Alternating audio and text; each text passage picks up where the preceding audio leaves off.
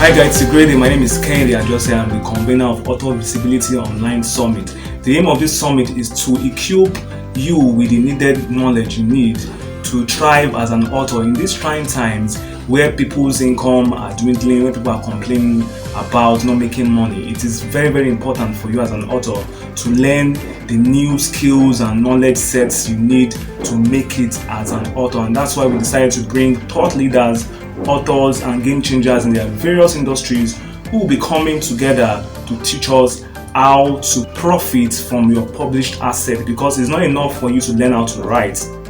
You need to learn how to monetize and create visibility for your published asset. So thank you for joining us once again, and I'm very, very sure that you're going to have a great time, because at the end of the day, it's not what you know that matters, but it's the application of what you know.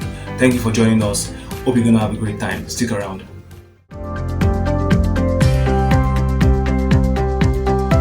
Coming up next.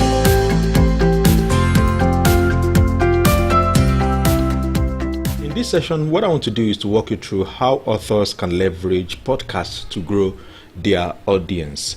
I'm going to walk you through everything you need to know right now, and then I'm going to give you tools that you can use to get started. So let's quickly jump into that.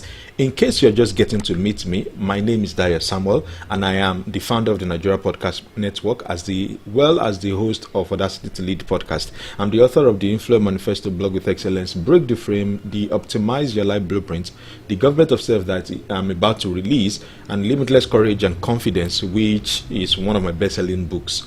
Now, I'm an author as well, just as you are, and I have been able to use podcasts to kind of increase the number of sales that came in for my book. Let me walk you through how podcasts actually work. So in case you are just getting to meet me, I've been privileged to work with quite a number of persons from all across Nigeria, from all across the world. Now, let's quickly jump into this conversation. So let's say you're asking right now that what is a podcast? And I know right here, right now, you probably can see a lot of things on my screen here. You can see different podcasts and different faces and all that you may be familiar with and some that you may not be familiar with. Now, the reason why I'm showing you this is you probably have come across all of these before. And it has made me to define podcast in a very, very simple manner. So podcast is like Netflix, but for audios. Now let me break that down a little. If you are a Netflix user, you'll notice that you have dozens, if not thousands of videos available for you to watch at any time you would like. So it's more like video on demand, while podcasts are audios on demand. Now, moving a little further from that, if you actually consider, there was a time in history where in order for you to get information, to get across to people, the best way for you to do that then used to be podcast, used to be radio, used to be television, used to be newspaper. With the emerging media that is existing right now, you may not necessarily need to be on TV in order to reach people. You may not necessarily need to be on radio in order to reach people. And so podcast is kind of serving the same role offline that radio is serving. So podcast serves online while radio serves offline. TV serves offline while YouTube and other social video platforms serve online. I hope you understand that. Now, in case you're still wondering what's a podcast, well, the way I like to define podcast is an effective system for consistently attracting new clients, generating qualified leads. Why? Because it's available 24 hours, 7 days a week, and 365 days a year. So if you properly do your podcast well, you will always generate clients. You will always generate and attract new people to do business with you, especially considering the fact that you're an author. So if you set it up well, your podcast can serve your email list, your podcast can serve your social media, your podcast can serve iTunes and 9 other platforms. Actually, there are now more than 9 now. And your podcast can also serve your website as content for your website. So you see, a podcast can serve multiple roles. Now, the interesting part is this. If you want to get started right now, you can actually, while you are, or maybe immediately after now, this is what I've prepared for you. A set of videos that will walk you through everything you need to get started with a podcast. So how to start a podcast in 5 minutes with just to your phone, how to start a video podcast if you want to do videos like I now do, how to share podcast clips, that is, if you record your audio, how to share it on Instagram using a particular app. In case you're considering, okay, should I do YouTube, should I do podcast, I have created something that can also help you make that decision based on the level that you are right now. And of course, new media versus old media, 6 podcasting tips that you can always leverage, that you can always take advantage of. Now, moving forward from here, if you want to get started with podcast right now, what I recommend for you is to go to bit.ly/A12 podcasting. It's going to take you to this entire playlist, and it is completely yours for free. It is totally yours for free right now. So copy this link. Remember to go straight and take that. Now, let me walk you through 5 advantages of podcasting for authors. That is, how can podcast serve you as an author? So let's look at the first way. The first way here is, 1, podcasting allows you to build your brand faster by being a spokesperson. Now, there are 2 kinds of persons that I have come to understand. There are salespersons who just want to sell, and then there are spokespersons who are kind of champions for a cause. So they get to have conversations that let people know why they should do something. So a podcast allows you to become a brand ambassador for your own products, for your own book. So you can talk about your book as well as let people know where to get your book. So for example, when I was launching my book, one of the things I began to do then is I pick pages of my book and then I read it out, and then at the end I say you can go so and so place to get my book. So you see, it allows you to be a spokesperson rather than a salesperson. Of course, being a spokesperson, you deliver value, then you add sales to that conversation. Number 2, a podcast allows you to connect emotionally with an audience. There are certain limits to what written text can actually do. In fact, sometimes if you chat with people via maybe any means that you use, especially written means, you'll find that there are certain things that you can communicate. And because some of those platforms understand that text, because actually words only make up 5% of communication.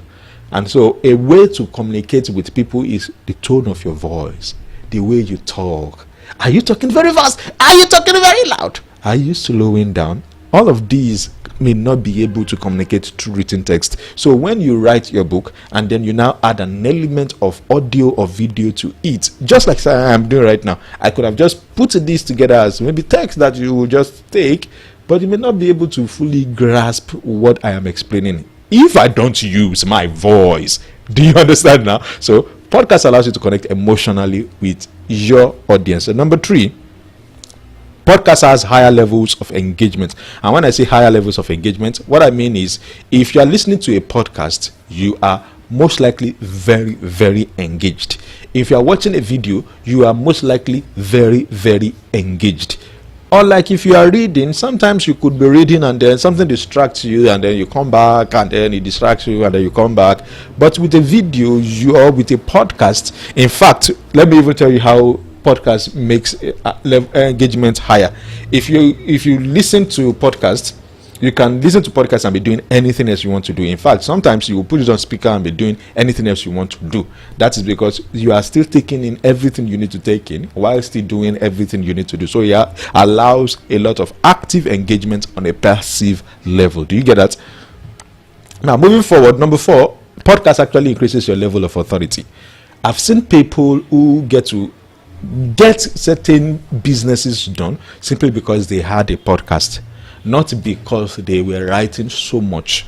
So they were authors, but because they have an element of engagement, a way for them to talk. And by the way, if you have a podcast right now, you are playing at a higher level compared to every other person who's just busy trying to occupy spaces that other people have occupied already. So with a podcast, you have higher levels of authority. And let me even tell you a little of my story here. Back in 2014, when I was going to get into the thought leader space, before then I'd been functioning, I've been doing business, I've been running things, but I wasn't really getting the results I was looking for. So in 2014, June 21st, 2014 particularly, I published the first episode of my podcast, and in 24 hours I'd seen that over 200 persons had listened to it. Do you know what happened afterwards? People that I was respecting, even though I still respect them till now, okay? So people I respect started sending me friend requests, started requesting that I need to meet with you. And by the time I constantly did the podcast consistently between June and December, by the time it was 2015, people started asking me, please, can you walk us through how you do all of this? Can you share with us how you do all of this? And you know what that led into? It led into me creating Nigeria Podcast Network, which as at now has grown to be close to 5,000 members. People who are getting themselves involved with podcasting. So podcast increases your level of authority. You may be playing at a level so far, but the moment you introduce podcast into the equation, you can be sure that you will get higher levels of engagement. Another thing that podcast can do for you is it turns listeners to clients and customers. And here's what I mean. Let me share with you a story of somebody who's actually a writer. So it says, hello everyone, my name is Yinka. I tell real life stories to drive my point home on child abuse. I met Daya Samuel in September when I heard the podcast. I was so excited because it has been what I was thinking of doing, and I thought it would take a lot, but alas, Dio made it easy.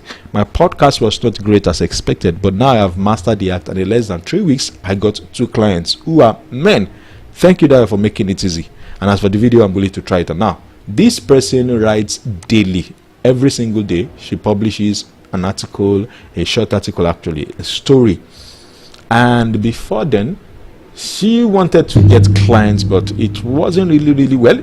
Not like she wasn't getting clients, but it was not as consistent as she needed that flow.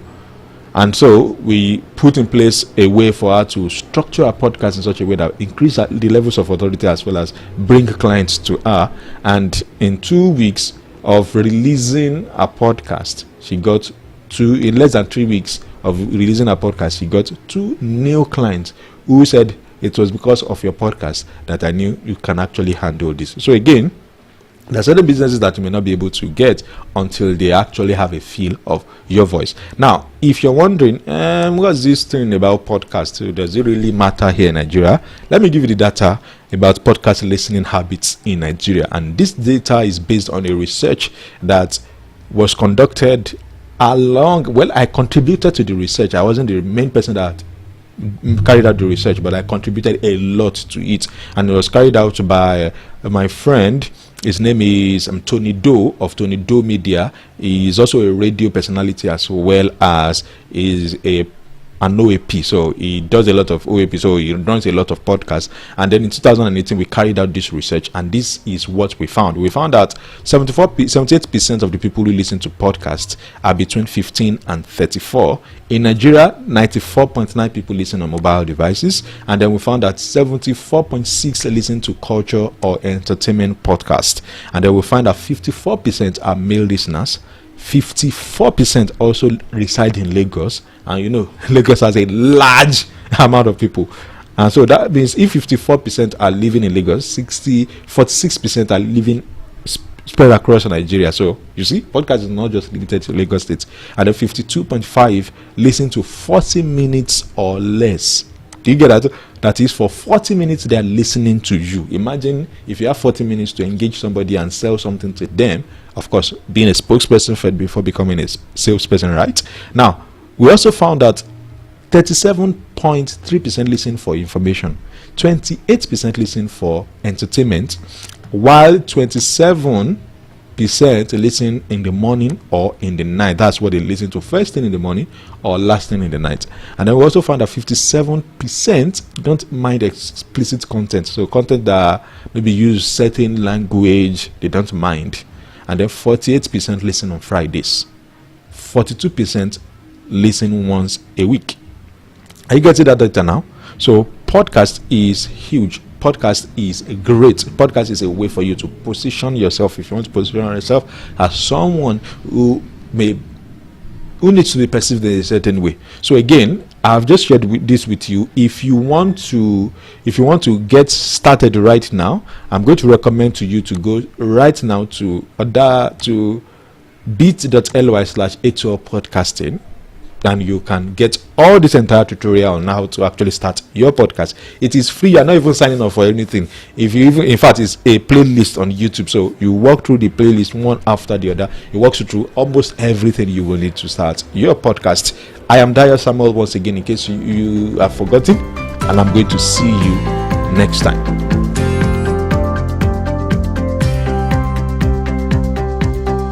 Coming up next.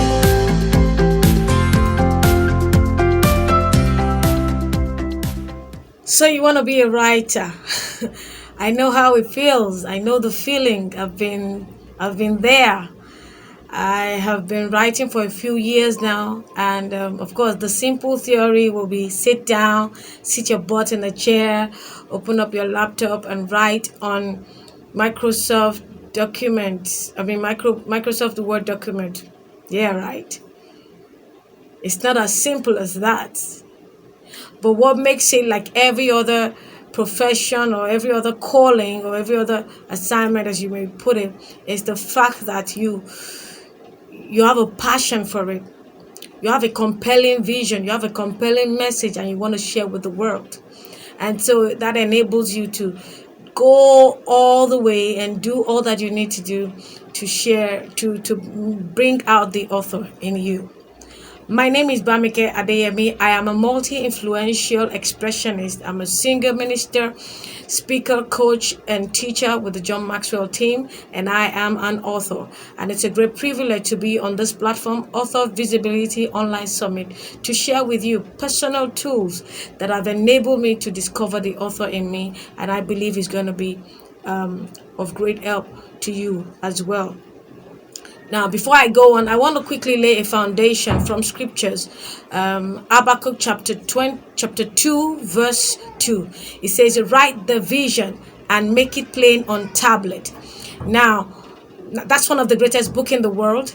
Habakkuk chapter 2, verse 2 says, write the vision and make it plain on tablet. And what that says to me is this, that in all creation, man has been mandated to write at least one book in his lifetime, regardless of whether you're rich or poor, white or black, or whatever, whoever you are. Every man has been created to be able to create something for the world to be blessed by.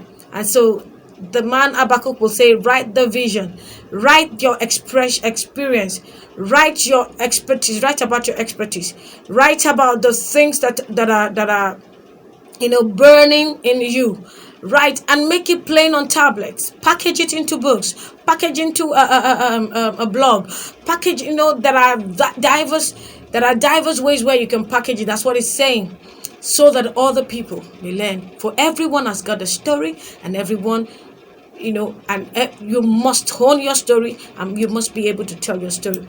Okay, so having laid that foundation, let's go to the 3 tips or more that have been very, very vital and useful for me. In this period of pandemic alone, I have 3 books that I've been able to do this year alone, from January to July. 1 is already out, and 2 are in the process of coming out. Now, how did I do that? How was I able to achieve that? Now, like I said, I've been writing for over 8 years, 10 years now, professionally. And now one of the things that have helped me is this, and I know it's everywhere you hear it. If you want to be a writer, you must write. It's important that you must write. A writer writes. A writer writes, so you must write. And in writing, you must be able to develop systems to help you in your writing. Now, what do I mean by that? Write, for me, I write, at times when the inspiration comes to me. But I found out that if I'm waiting for inspiration to come alone, then I may be on a long thing, but maybe to say that. But so I had to learn to create, systems that will help me to, write on a consistent basis. And so I began to do that. I'm an early morning person, but I enjoy my late nights as well. And so late night, so whether you're an early morning riser or a night owl, you must find a period during the day that works for you. And then you sit down, if it is 1 hour, if it is 30 minutes, but you do it consistently on a daily basis. Research says that anything you do for consistently and consecutively for 21 days becomes a part of you.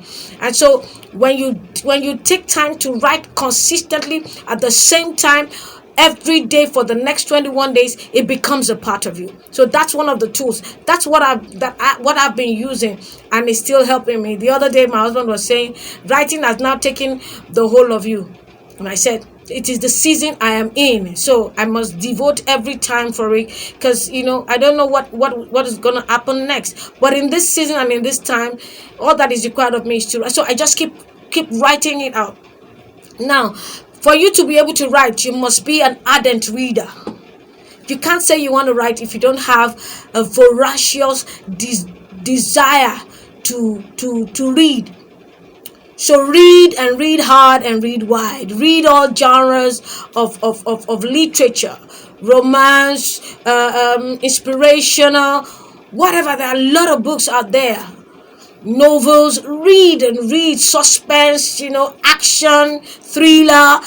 Just go out there and read and read and read. What reading does to you is that it expands your mental capacity, and also it gives you a variety. You have a vignette of vocabularies that you can use even in your own writing journey.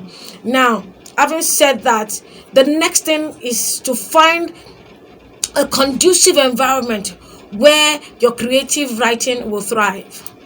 What do I mean by that? You have to find a space, whether at home, whether somewhere in your workplace, or you like to go to the park. You must find somewhere where you know that your creative juice flows consistently. For some people, when you put them, in a restaurant, and give them a notepad, and they just keep writing. Some people have to be, very close to nature. Some people have to be, enclosed in a place. It depends on what works for you. I love to write when I am alone in the secret place.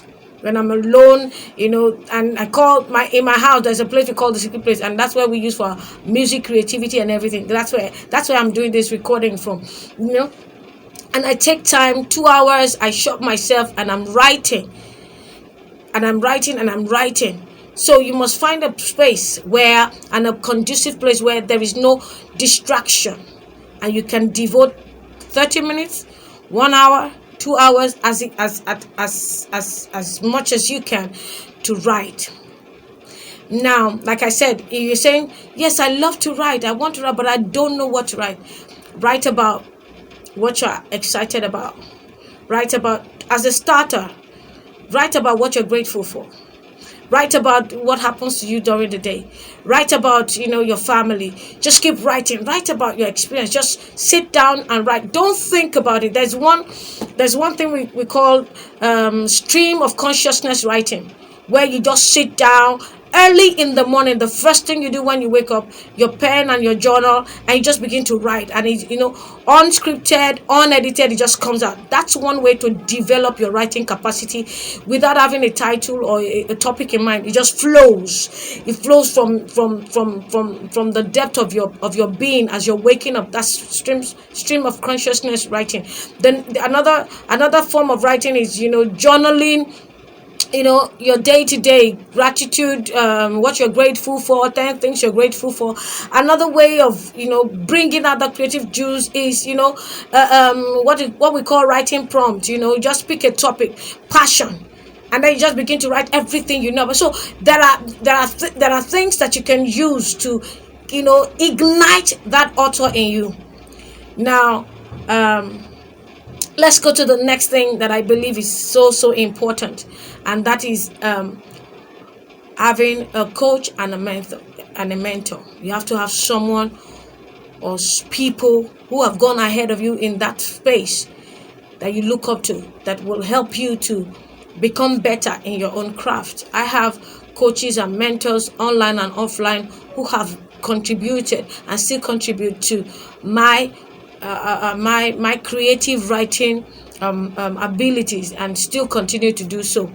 I hope with this few tips you have found something that will help you and will encourage you. The world is waiting for that message in you. What is the compelling vision in your heart? How do you want to better the world? The world is waiting. And if you believe that creative writing and authorship is one avenue, then the world waits for you. So go out there, write and write and write. Thank you.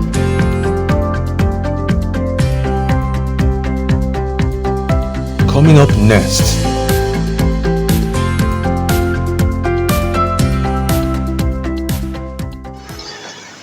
3 seconds.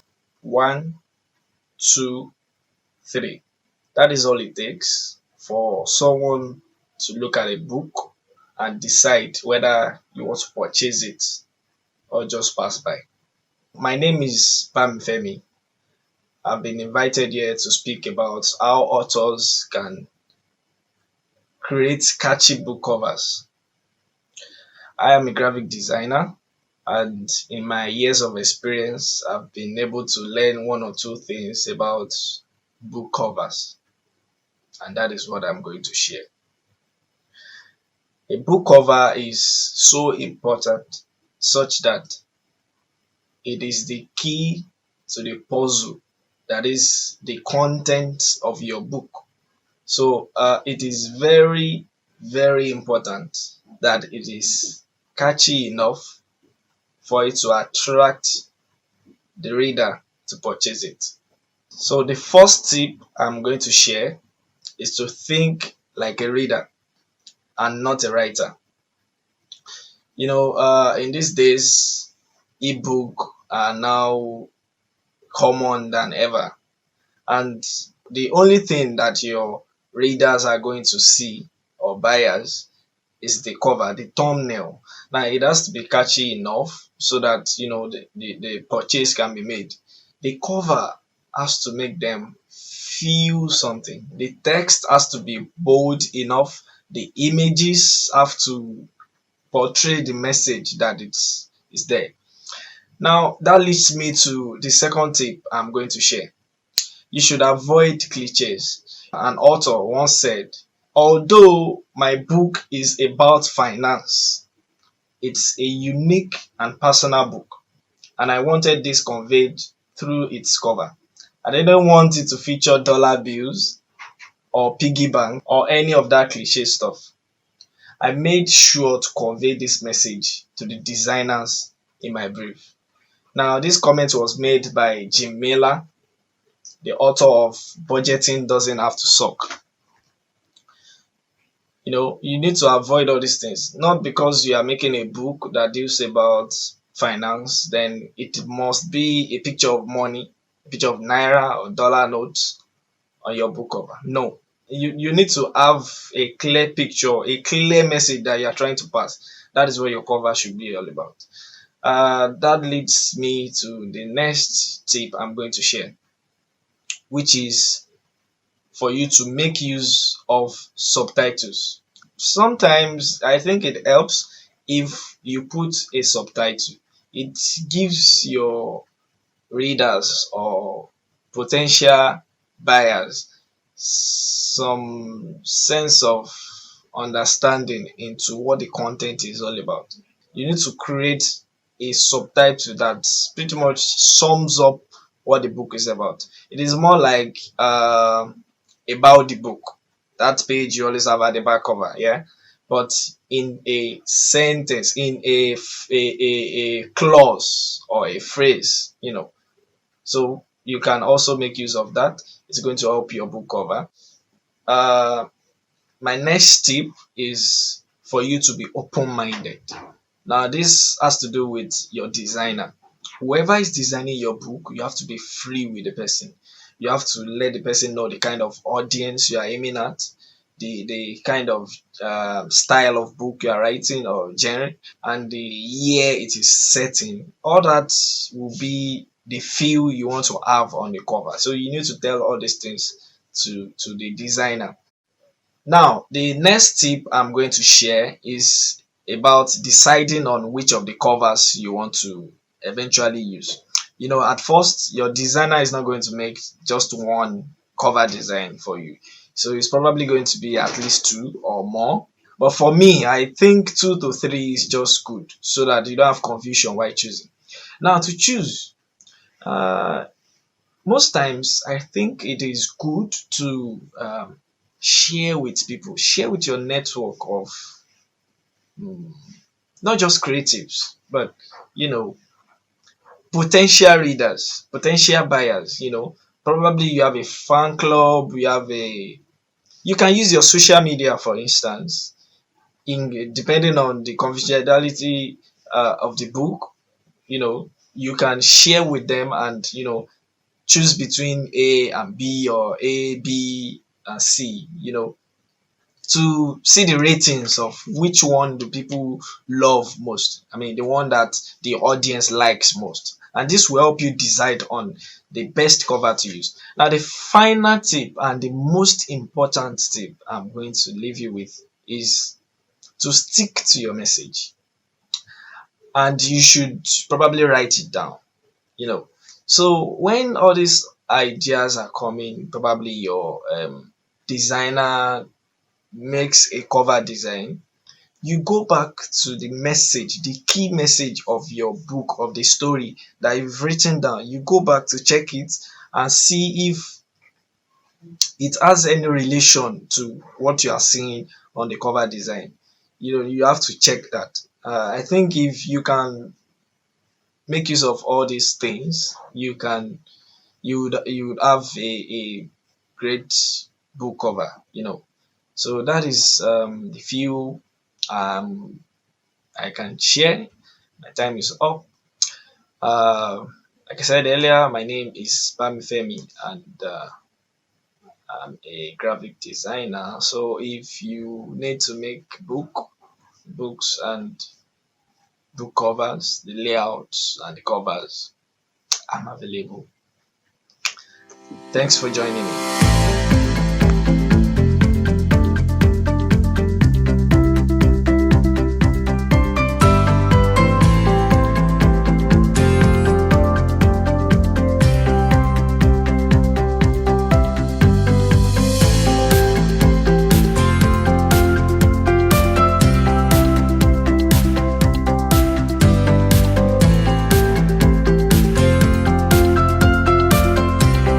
Coming up next.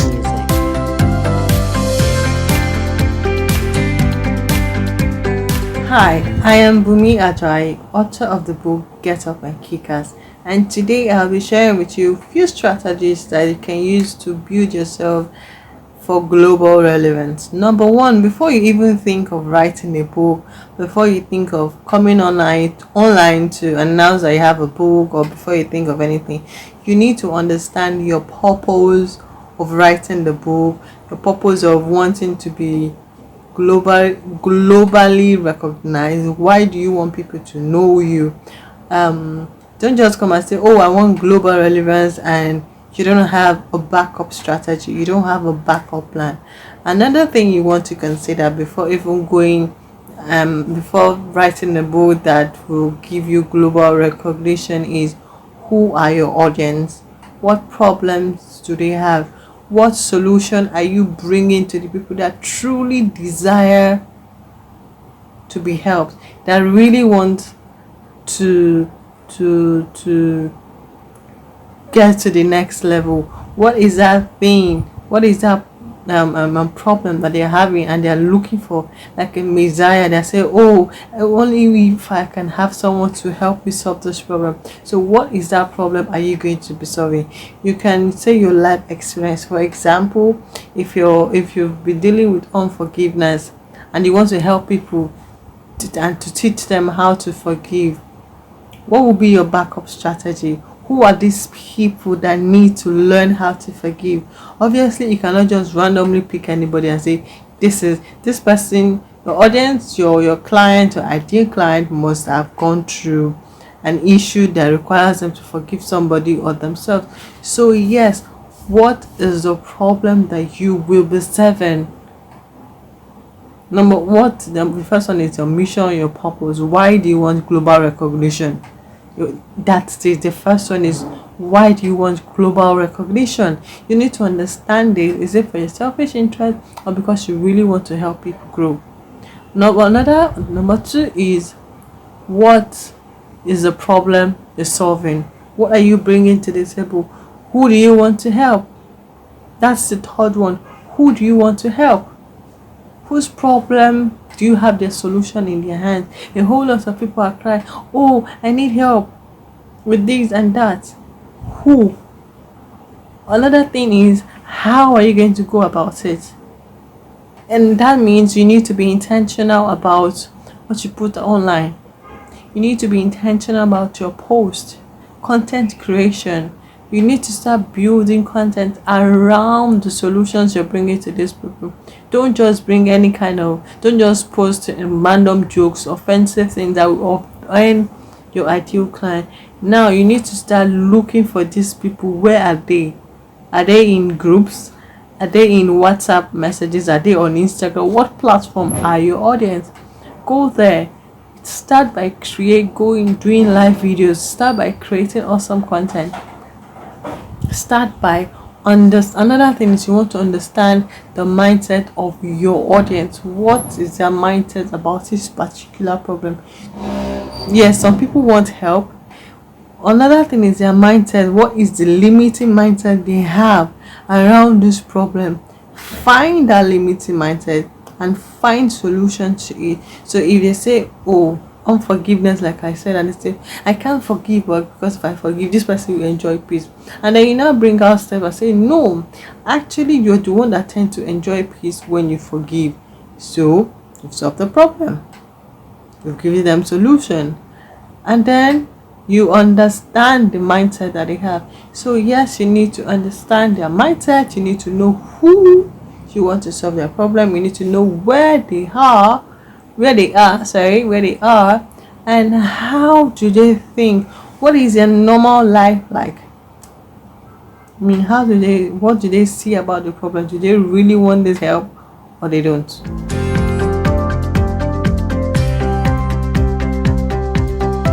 Coming up next.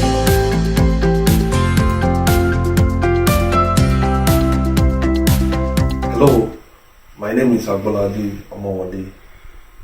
In this section of the Author Visibility Online Summit, I'll be talking on the topic profiting from your published asset through email marketing.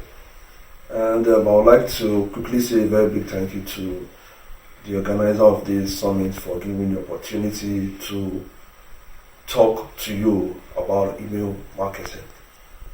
So, why email marketing? For authors, publishers, and content creators, I'll tell you, one of the most important things that you have to understand is the lifetime value of a customer. Now, the lifetime value of a customer is the value or what you derive from the relationship with the customer in the time that they are doing business with you. As a visionary business person, you have to build a very organized email marketing campaign to connect with your customers and to also build trust. That is important because that alone can help you to increase the lifetime value of your customer. It means that if they trust you, then they are more likely to do business with you for a longer time. And that is why you have to start thinking about email marketing. Now, as an entrepreneur myself, I began to think more about email marketing when I was thinking about how to connect with my customers online, one-on-one. And it turns out that I was able to make more money and more profit by connecting with them. And how do you do this? You can start by creating a subscription form on your website. So on your website or on your landing page, you can have a place where you tell them to get a free ebook or a free e-course or a free video on something that interests them. And you tell them that to get it, they have to enter their name and their email. So when they enter their email and their name and they click submit, they get access to the free content that you're offering. In this case, you call it a bait because you want to get their email by offering something in return. So when you give them that free content, then you have their email. Then you can subscribe to an email marketing platform. There are lots of them online, from GetResponse to Aweber to Amazon, SES, and all of that. So you can just do your research online as regards the best email marketing system for you. So what do you do as an author? On a weekly basis, try to create an engaging content and share with your subscribers. Okay, then but try to ensure that what you are sending to them is very helpful and useful to them. That way they are more likely to buy anything that comes from you after building trust. So that's how it works as regards email marketing.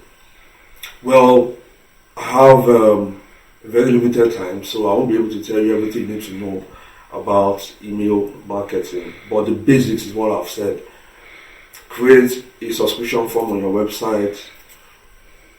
Look for a bonus product that you can give for free, or a service if that's what works for you, that you can give them for free, and tell them that to access that thing they need to enter their email and their name. So when you get that, just add it to your email marketing platform.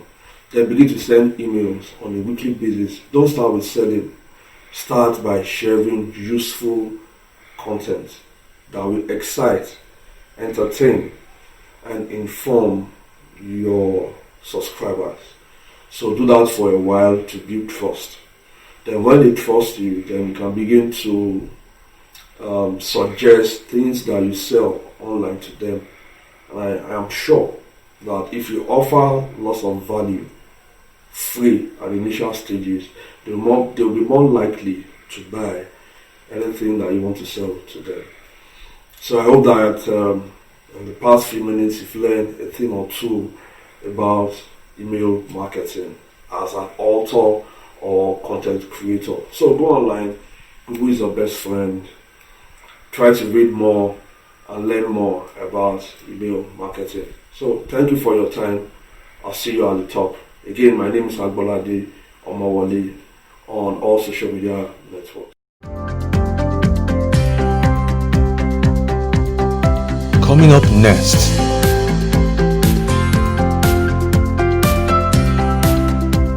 Maximizing the media, I would really like to dwell on social media.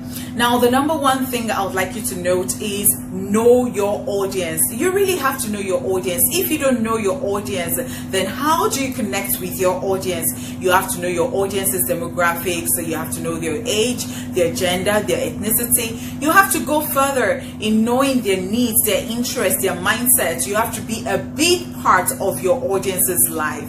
And now this takes us to the second point. And all of the points that I'm going to be talking about are are interwoven. You have to create valuable content. You don't want to waste your time. You don't want to waste your resources creating content that people will not like at the end of the day. You want your content to be fascinating to people. You want people to share your content. You want people to like your content. You want people to leave comments on your content. And now by sharing your content, it makes you look good. It makes them look good. When it is time for them to take decisions, you know, you're there in their subconscious, and when it is time for them to take their decision, you are the first person that comes to mind. You have to really make your content, you know, attractive to them with this. All right, and why am I saying this? It gives your content visibility. It makes your content go viral. Now you have to make your content fun and interesting. Okay, you're not a comedian, but then let me use some comedians as, you know, examples here. You have Taoma, you have Mr. Macaroni on Instagram. Most of the times these people are creating content, they are marketing content, you know, and they don't make it obvious that they are marketing content. Of course, by nature they are, and you have to take a cue from this. You don't have to make it obvious that you're marketing, but just to make your content interesting and fun. You don't have to be a comedian, as I said earlier, but then you have to add some sense of humor to whatever thing you do. Just make it interesting. Let people come back, stay there with you. You know, let them always introduce people to your content. It is good for you and it will help you a great deal. Now, the third point that I would like to talk about is maximize insights. Now you have to maximize insights. Yes, and when I say insights on Instagram, you know what that means, especially, in fact, it is for business pages. Maximizing insights means that you keep tabs on your statistics. You know the people that are visiting your post. You know the numbers of people, you know, that are following you and everything. You know the best time to post. You know, at 12 o'clock, you can have 4.2 people on your timeline. And then it tells you that at 4 o'clock, you're going to be having like 4.9 people on your timeline. That is the best time for you to post, when you have the highest people on your timeline. Okay, now let's talk about making your content attractive. Now, you don't want to crop in appropriately. You don't want your pictures to be blurry. You don't want your content to be just bland. Okay, you have to make your content pop. Your content must be very attractive. People must be able to, you know, like your post, see your post and like your post. They just don't want to waka pass and just you know jump and pass your post. You want people to dwell there, so you really have to pay attention in this department. Now let's go further to talking about considering every option. Now, it's not only about the big platforms. You have to consider all the options. You have to milk all the options, and I'm saying you have to draw attention to your content, you know, through earned, owned, paid methods via all the platforms. I mean, on all the platforms, across all the platforms. Now, I would like to tell you that if you're not using Google Plus already, you should use Google Plus. Why am I saying this? I will urge you to do that. You have to be able to use Google Plus to link your content to your website. All right, let it be obvious. It helps in organic ranking. Google Plus does not have anything engagement. No, it is lacking that department, but it helps with organic ranking. You have to explore everything, and I do hope that this will help a lot. Thank you for allowing me into your space.